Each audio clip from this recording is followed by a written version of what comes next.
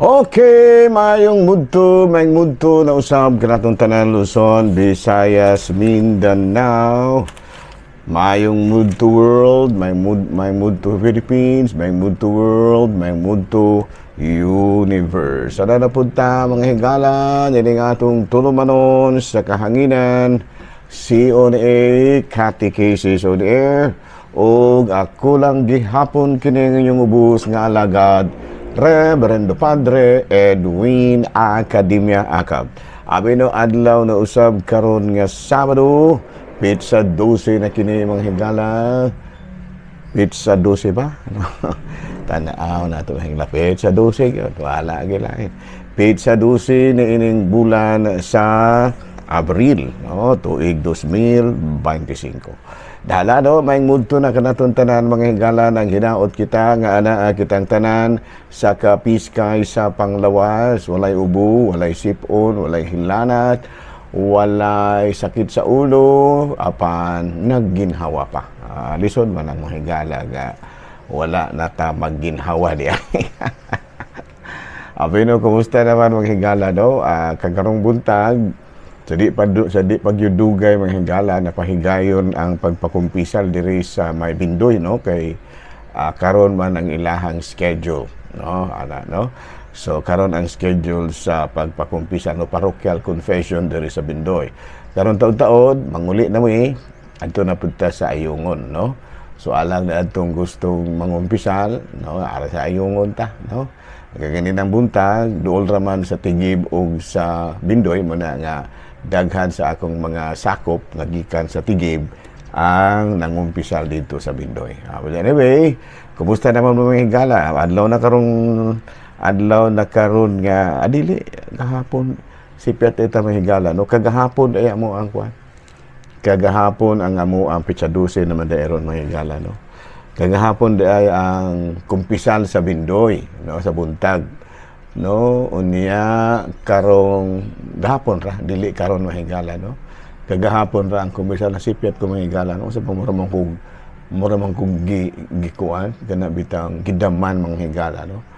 Kaadlaw day karon nga Sabado, pizza 12 na kini sa bulan sa Abril. Unya kagahapong adlaw mahigala makuan kanang gitawag natong malampuson nga napahigayon ang mga kumpisalan ng bayan. Ayan no. Human naman dahil hapon mahigala no. Kagahapon dahil sa hapon ang kumpisal diri sa Ayungod. Unya kaganin ng buntag kagahapon sa buntag ang kuan kanang kumpisal dito sa Bindoy. Hala no, may mudto na kanatong tanan mga higala nang hinaot kita nga ana kitang tanan sa Kapiskay Panglawas. Sabi no, arita mga higala sa ato ang CBCP News, Balitang Simbahan, ining kamuntuhon. Bishop Socrates Socrates Missiona, no? May higala ha akong klaroho, no? Si Bishop Socrates Missiona sa Diocese of Puerto Princesa nanawagan karon mga higala sa kagamahanan nga magpataliwala na niining medyo talandugon kayo nga kining kahimtang sa matud pa kalinaw ug kalinaw dito sa Bugsok baryo Bugsok no lungsod sa Balabak no dito sa may Palawan mga higala no. Reported nga higala nga dili pa lang dugay adunay 80 ka mga armado nga mga individual nga nito nga pagkalik dito no aron pod nga medyo ba mura og kana bitaw tandugon ang matud pa ka kuan dito tandugon ang kahapsay ug kalinaw sa lugar no. Gani nanawagan karon ang talahurong obispo si Bishop Socrates Missiona nga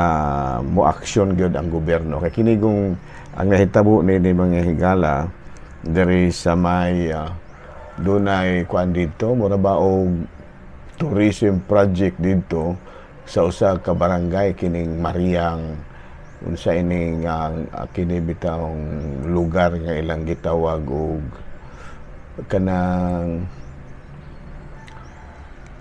Maria Hangin no. Maria Hangin nga diin adunay plano nga tukuron nga tourism project, no? Unya medyo dili mo uyon ang mga kuan dito, mga local residents na mga indigenous people tungod kay madiskuan man sila, ma-displaced man sila.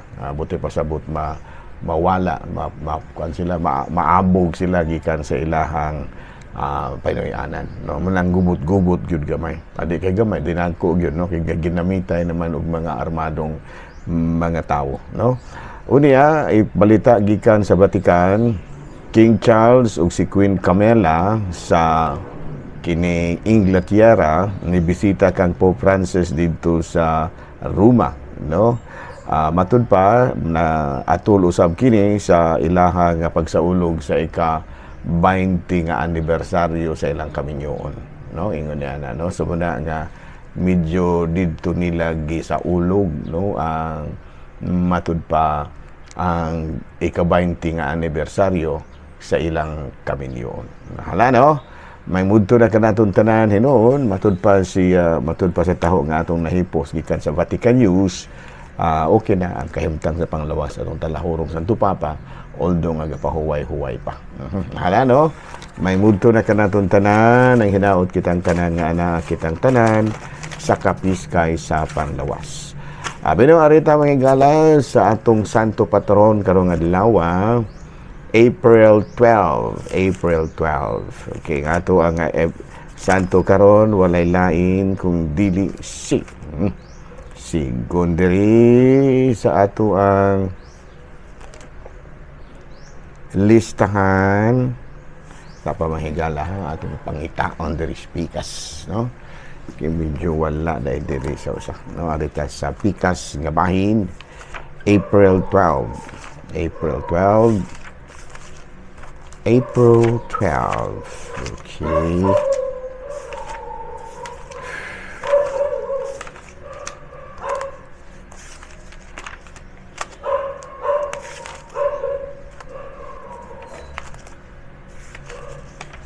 Okay, April 12, 11, 12. Uy, wala na 12 diri.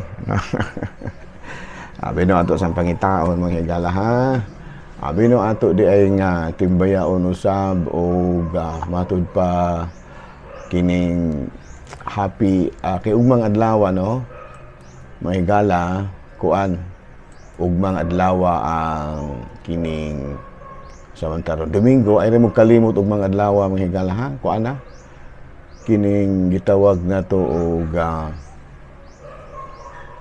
kuana kanang benditas lukay. So kung musimba mo ugma, magdala gyud mo og unsa may inyong dadoon, magdala gyud mo og lukay, no? Kami diri sa Ayungon ang amuan daghan na schedule og misa diri. Amo diri na doon na may 5 o'clock in the morning, no? Adto sa Tambokon 1 doon na pod may 7 na doon na pod may 7:30 in the morning, no? Mula nga akong awhagon gyud mahigala ang akong mga anak ang mga sakop diri sa atong parokya nga magkuan gyud, no? Kining mangandam, no? Magkuan gyud mga higala, no? Kining gitawag nato sa ining mo appeal gyud sa kalihukan kay ug mga adlaw Lunes Santo na baya.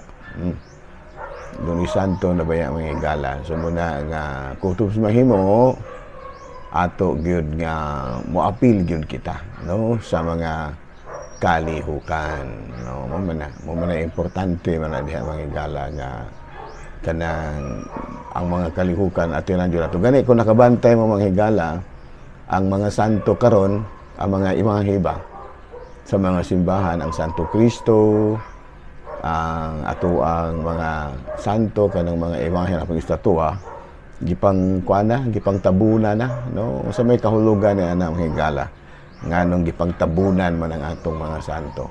Apil na mga higala sa ato ang pagpuasa, no? Kanang gitawag nagtong pagpuasa sa ato ang mga makita, no? Diha mismo sa kining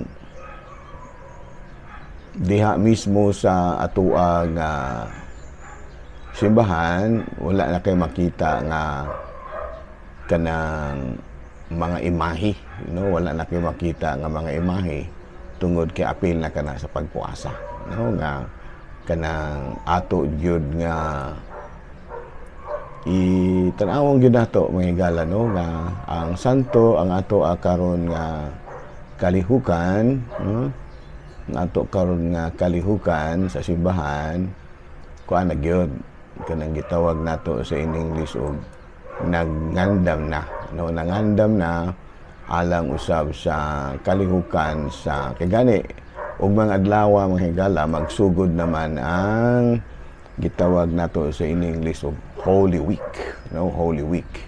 Ug gani daghan na kayong mga diri sa amua, diri sa Ayungon daghan na kayo mga higala nga ni kuan ni bisita diri nag Station of the Cross. Niya nangutana lagi ang uban nganong gipangtabunan man ni padre. Ang tubag ni ana tungod kay apil na kana sa atong pagpuasa, no, kanang gitawag sa ining fasting of the eye, no, fasting of the eye, no, ga kuan gyud kanang hasta ang atong mga mata ato gyud nga magpapuasahon, ano nga maayo gyud nga ang ato ang mga mata ato gyud usab nga papuasahon. Ayan, no. Bueno, padayon ta mga higala sa ato nga mga buhatono niini kamudtuhon o ang ato di ay karon nga santo Pitsa 12 mao si Saint Julius. Una man day santos nga Julius, na may Monsignor Julius Hiruela, na apo day Saint Julius, no. Bueno, kini si Saint Julius mga higala, usa kini siya ka anak sa usa ka Romanhon, no, nga si gimutubag sa pangalan og Rustico. Unya nahimo po ni siya nga kuan mga higala, no, nahimo kini siya nga usa ka santo papa, kini si Saint Julius. Unya mipuli siya kang Saint Mark on February 6, 337. Julius was soon involved in the Arian controversy when Eusebius of Nicomedia opposed the return of Athanasius to the see of Alexandria in 1318. So Eusebius and his followers elected George, whereupon the Arians elected Postus. Julius convened a synod in Rome in 340. On 341 that neither group attended, and in a letter to Eusebius bishops, Julius declared that Athanasius was the rightful bishop of Alexandria. Ayan, no, sa tupadako po yun nga timing kini si Pope Julius manghigala nga nahimo siya nga kining siya mo'y nagdepende, no, kang Athanasius, no. And then Julius built several basilicas and churches in Rome and died on April 12. So karong adlaw mga higala gihinumduman nato ang laing patron sa Katolikong simbahan nga mao si Saint Julius. Padayon ta mga higala, no, sa atoa nga mga buhatono ni ining kamudtuhon. Hala na ara na ta mga higala sa atoang mga catechism. Ayan, unang punto. Unang pangutana, can a non-Catholic have a Catholic burial? Ayan, no? Pwede ba nga ang dili Katoliko atong pasudlon sa simbahan sa iyahang kining gitawag natong lubong? Sa Canon 1133, Article 3, in the prudent judgment of the local ordinary, ang atong obispo, ecclesiastical funerals can be granted to baptized persons who are enrolled in a non-Catholic church or ecclesiastical community unless there is evidently to the contrary and provided that their own minister is not available. Sa ato pa ang magbuot gud ani manghigala ang talahorong obispo kung pasudlon ba sa simbahan Katoliko nya tagaan og misa ang dili Katoliko. Abay no higala, ari kita, what are another question? Why do we kneel down when we pray? Matod pa, no? The Mass is a sacrifice. Kneeling is our way of expressing humility before God. Kung atong basahon sa Efesos, Kapitulo 3, versikulo 14 at 15, that is why I kneel before the Father, from whom every family in heaven and earth takes its name. Sa buhat sa mga apostoles, Kapitulo 9, verso 40, Peter first made everyone go outside. Then he knelt down and prayed. Ay, so, hasta po yun ay sila si San Pedro, mangluhod po, no? And St. Paul prayed for convert families in continuity. Ayan, no? So, wala, no? So, kini di ay mga apostoles, mangwan, mapun sila, no? Mangluhod, mapun gani. Ito pa, kini sila si San Pablo. Kaya sa Efeso, Kapitulo 3, versikulo 14 at 15, that is why I kneel before the Father, from whom every family in heaven and on earth takes its name. And of course, sa Acts 9, chapter 9, verse 40, Peter first made everyone go outside, then he knelt down and prayed. Okay. Nala, no? Padayon ta mahigala. Naka mga pangutana ni Katolikong simbahan mahigala, no? Ganong manguros ang Katoliko kon magampo, no? Pagsugod pagampo, pagtapos sa pagampo, o nya mo biya sa balay, mangampo.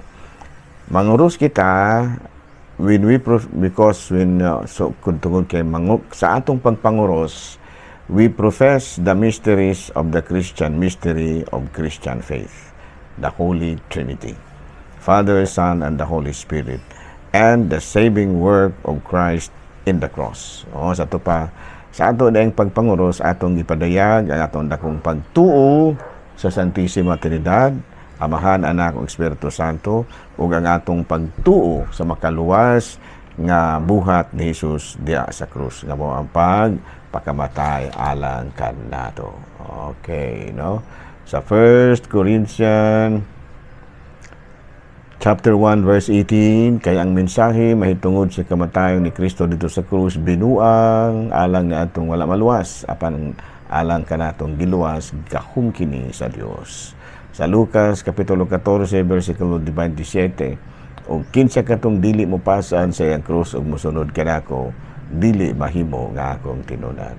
Sa Galacia, Kapitulo 6, versikulo 14, apan alang kanako, magpasigarbo lamang ako sa krus sa atong Ginoong Jesucristo, kay pinaagi sa iyang krus, patay na ang kalibutan alang kanako, ug ako patay na alang sa kalibutan. Okay, no? So why do Catholics pray to saints? To ask for their intercession. Sa Revelation chapter 5, verse 8, sa dihang gihimo niya kini ang upat kabinuhat ug ang 24 ug ang sa pamahigala ha 24 ug ang 24 ka pangulo ng hapa at tubangan sa nating karnero, ang matag usa kanila may dalang alpa nga mga bulawang panaksan nga puno sa insenso nga mao ang pag-ampo sa katawhan sa Dios. Ayan, no?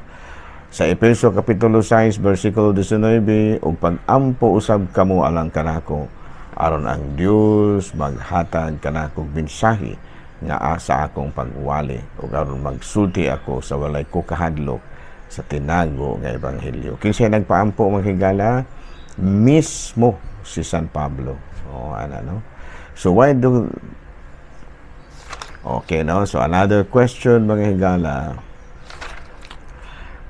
Last na ni mga higala. No? Why do we offer flowers for the dead? Yan, no nga, no, manang labinag ka ng mamatay mga higala, butangan, magdaghan kayong bulak. Sa Exodus, Kapitulo 25, versikulo 31, paghimo o kandelabra nga lunsang bulawan, himua ang tindugganay o atong lawas ni sa sinalsal nga bulawan, ang mga dayan-dayan mga bulak, lakip ang mga gihay ug bius nga anaa niini. Ayan, no? Bius. Ano bitang bag-o bang buswak ba? Ano tuy-tuy ba na yung mga bius nga bagong may buswak. Ayan, no? Sa tupa sa Exodus nga daan gihimo na no paghimo og kandelabra nga lunseng bulawan, himua ang patinduganan ug alang sa lawas niini sa sinalsal nga bulawan. Ang mga dayan-dayan nga bulak lakip ang mga gihay ug bius nga anaa niini. Ayan no.